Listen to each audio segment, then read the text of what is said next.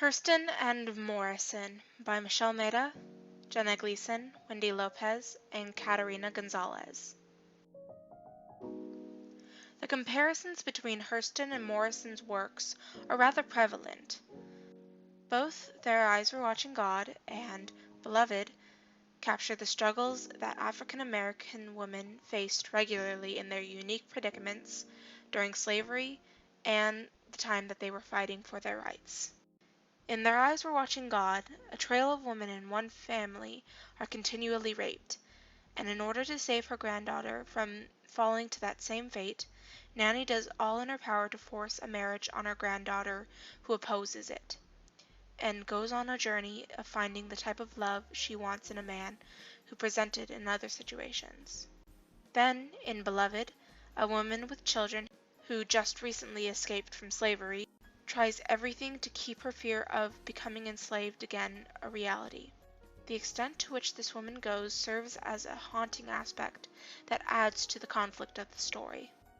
As you can see, both stories connect a fallen pride and dignity due simply to the way women in the times of these novels were treated.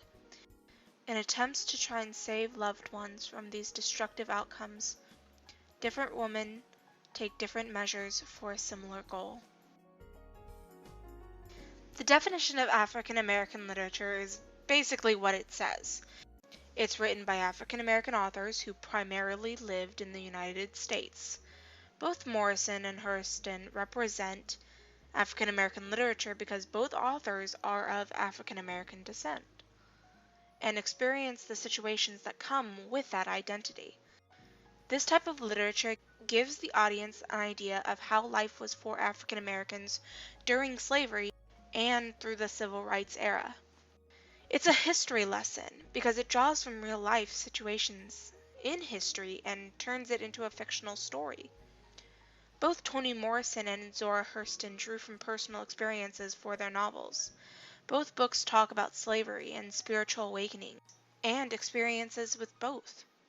For example, Hurston drew from her experience researching voodoo for Their Eyes Were Watching God.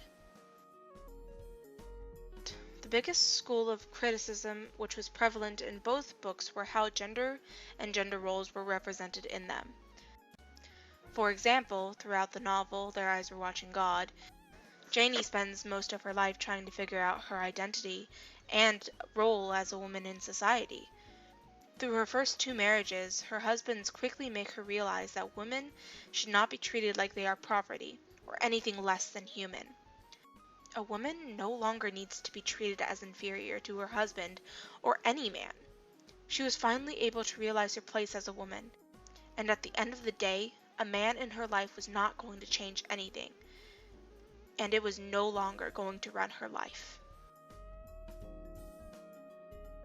While in the novel Beloved, Seath also struggles with trying to find her identity as a mother and an African American.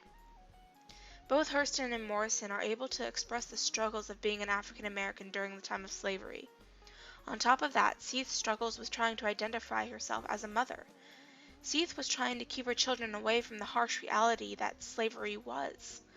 Her motherly instinct was to try and keep her children away from any harm, but being a single mother began to affect her role in trying to do so.